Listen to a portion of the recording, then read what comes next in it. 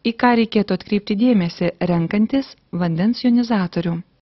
Galime pasidžiaugti ir didžiuotis, kad sertifikuoti vandens jonizatoriai gaminami ir Lietuvoje įmonėje Burbuliukas. Tai beje vienintelė įmonė vakarų Europoje gaminanti sertifikuotus vandens jonizatorius. Norėtų išskirti vandens jonizatorius PTVKL ir Aquator Silver, kurie gamina ne tik jonizuotą vandenį, bet ir sidabringą vandenį. Kiek man žinoma, tai modifikacija neturinti analogų pasaulyje.